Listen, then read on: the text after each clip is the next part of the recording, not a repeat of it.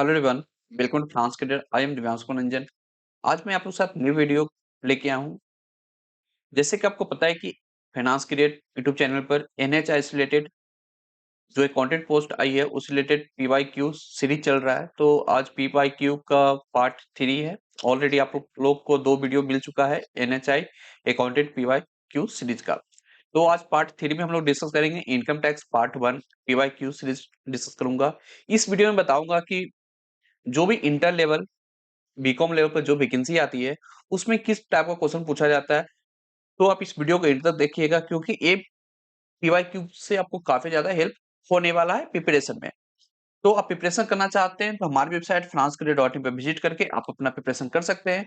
finanscareer.in पर यहाँ पर एनएचआर से रिलेटेड कोर्स अवेलेबल है। जैसे कि आपको कोर्स में मिल जाएगा एग्जाम ओरिएंटेड वीडियो लेक्चर मिलेगा, for professional knowledge chapter wise MCQ मिलेगा, for GK GS reasoning quantitative aptitude and professional knowledge का नोट्स मिल जाएगा, प्रोफेशनल नॉलेज का मॉक टेस्ट सीरीज मिल जाएगा। मॉक टेस्ट सीरीज बनाया रहता है टोटल पेपर पैटर्न के बेसिस पे रहता है। जिस आपका एग्जाम में आपका पेपर पैटर्न आता है उसी के बेसिस पे मॉक टेस्ट बनाया हुआ रहता है।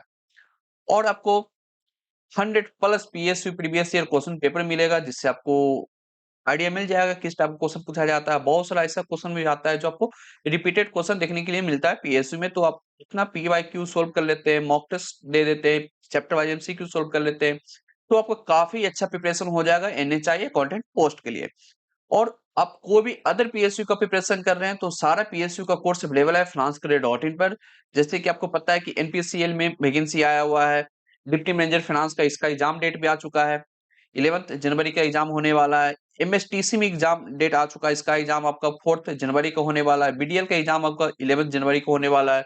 ओएचपीसी में एमटी फाइनेंस का वैकेंसी आया हुआ है। West Bengal state electricity distribution company limited में असिस्टेंट मैनेजर फाइनेंस कोर्स का वैकेंसी आया हुआ है और अदर पीएसयू में वैकेंसी आया हुआ है।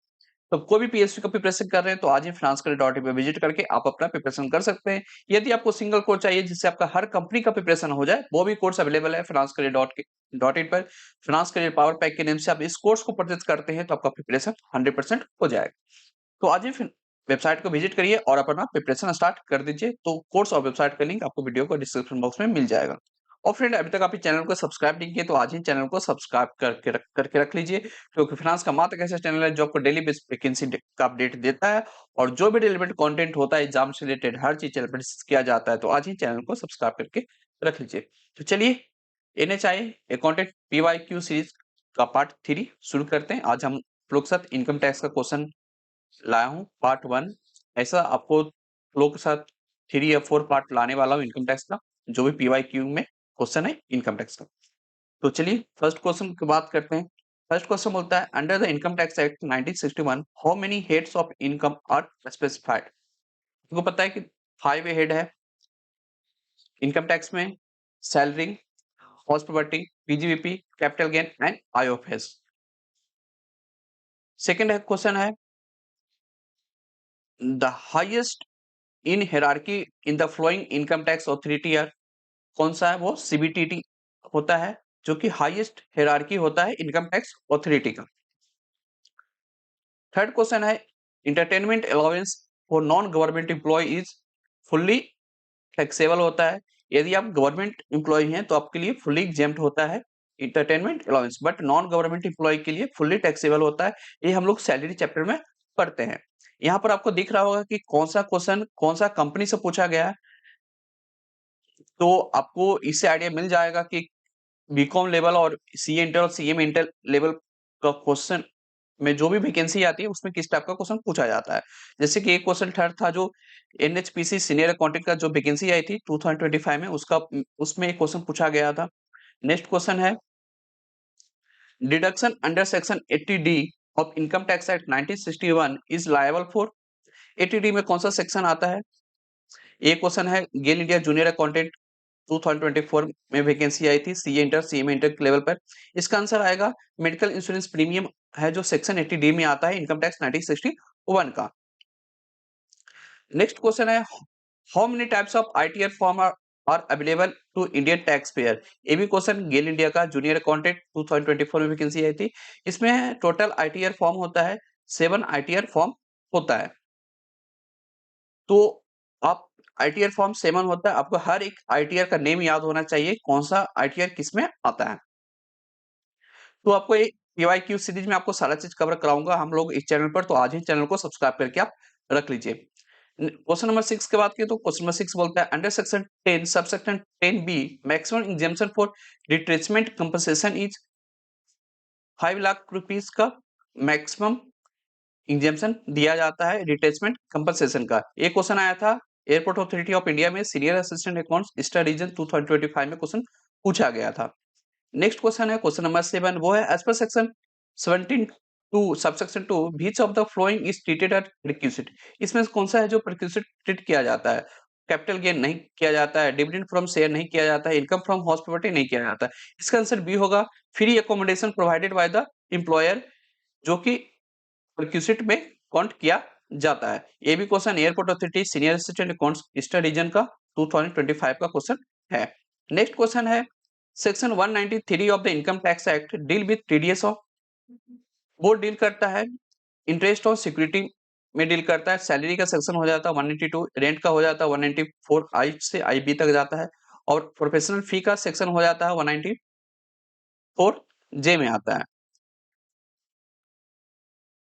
ये भी क्वेश्चन था airport authority of senior assistant eastern region 2025 का क्वेश्चन है। नेक्स्ट क्वेश्चन है section 194 J required deduction of TDS on, किस पे किया जाता है 194, वो किया जाता है प्रोफेशनल एंड टेक्निकल फी पर टीडीएस काटा जाता है अंडर सेक्शन 194 जे में। ये भी क्वेश्चन है एयरपोर्ट अथॉरिटी का क्वेश्चन है। नेक्स्ट क्वेश्चन है which of the following is applicable for filing ETCS return under section 206 C. इसका आंसर हो जाएगा फॉर्म 27 ईक्यू में ETCS return form form fill up किया फाइल किया जाता है सेक्शन 206 सी के अंदर में। नेक्स्ट क्वेश्चन है and section 172 of income tax act deal with taxation of, किस पे डील करता है अंडर सेक्शन 172। ये आता है नॉन रेजिडेंट शिपिंग बिजनेस में अंडर सेक्शन 72 डील करता है। ये हम लोग पीजीपीपी में पढ़ते हैं। ये भी क्वेश्चन आपका airport authority of senior assistant accounts eastern region 2025 में पूछा गया था। क्वेश्चन नंबर 12 है which of the following ITR form is to be filed by the company register under the companies act 2013। इसका आंसर हो जाएगा आईटीआर 6 है, जो आईटीआर फॉर्म फाइल किया जाता है जो कंपनी रजिस्टर होता है अंडर कंपनीज एक्ट 2013 में। ये क्वेश्चन था एनएचपीसी का क्वेश्चन था 2025 में सीनियर ऑडिट का एग्जाम हुआ था, उसमें क्वेश्चन पूछा गया था। नेक्स्ट क्वेश्चन है in budget 2025-2026 which of the full tax rebate limit under the tax new tax regime में कितना रिबेट मिलेगा, जो कि है 12 लाख का। ये लोग लिमिट रखे हैं कि 12 लाख तक आपका टैक्स नहीं लगने वाला है बजट में।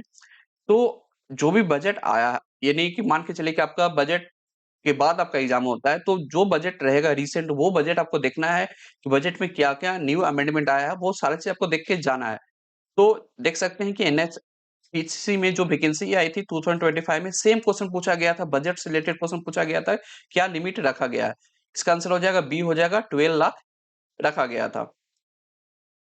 नेक्स्ट क्वेश्चन है a freelancer is liable to pay advance tax if his tax is liability for the year is, कितना पर एडवांस टैक्स पे किया जाता है, जो कि है 10,000 से ज्यादा का अमाउंट, यानी कि 10,000 और 10,000 से ज्यादा का अमाउंट रहता है तो उस पर हम लोग एडवांस टैक्स पे करते हैं। ये भी क्वेश्चन एनएचपीसी सीनियर अकाउंटेंट 2025 से पूछा गया था।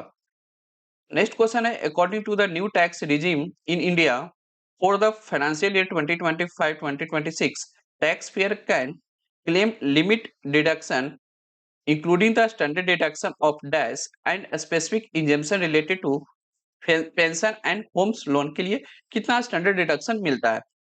तो आपको 75,000 मिलता है स्टैंडर्ड डिडक्शन। ये आपका एनएचपीसी सीनियर अकाउंटेंट 2025 में क्वेश्चन पूछा गया था।